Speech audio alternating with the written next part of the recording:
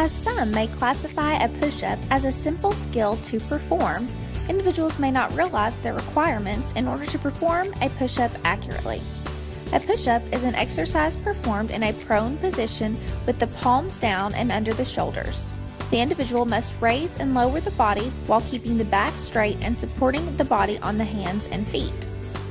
In order for a push-up to be effective, the core and upper body muscles must be engaged. Components of a skill, perceiving environmental features for a push-up is easier, as an individual does not have to identify and process the environment in order to perform the skill accuracy and with minimum effort.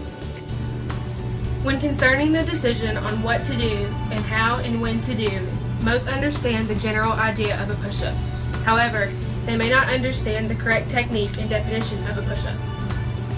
The when aspect of this skill is rather easy considering an individual does not need a specific time or certain equipment.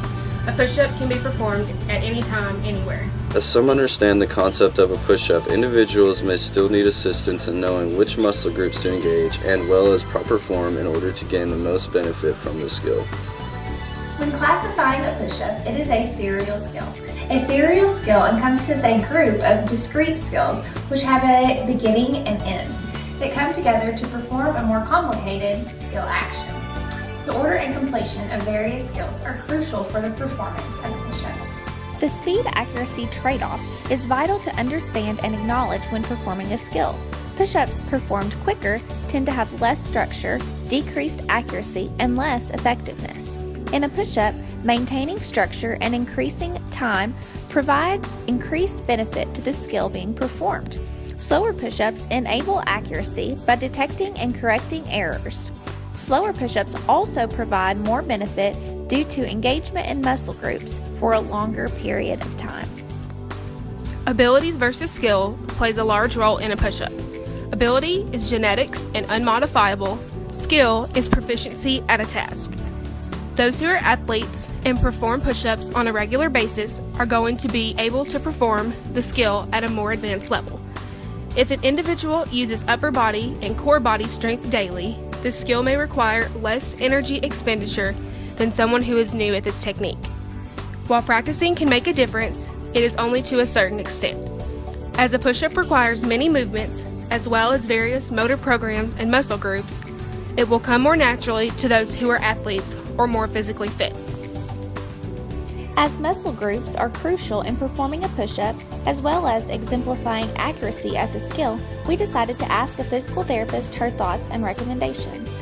What are the perceived benefits of working on a push-up for shoulder strength? Obviously, patients or people who work out tend to think that that's going to help with upper body strength, pec strength, and like deltoid strength.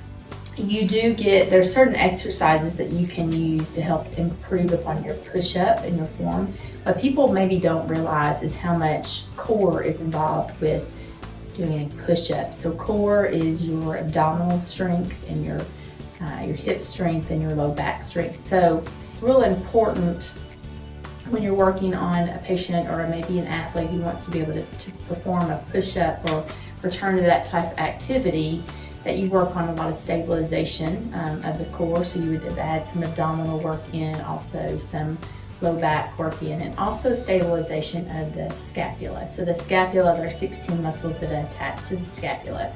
So to be able to stabilize the scapula, we would do exercises like what we call a supine punch, maybe rhythmic stabilization where the therapist arm up and they try to challenge it in different positions with either their hand manually or weight.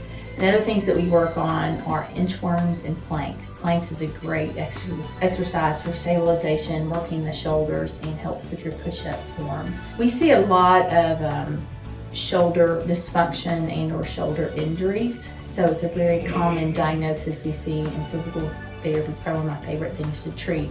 Dysfunction can be caused by issues in the thoracic spine, also can be caused by not having enough, they can be hypermobile in the shoulder as well, or sometimes it's just irritation of the tendons. I teach athletes or people to do push-ups. One of the main things I focus on is can you pull your abs in and focus on keeping your abs pulled in and good strength around your hip areas as well as the upper body. So I would say your core strength plays just as much of a role in being able to perform that push-up correctly with good form as it does the strength in your shoulder.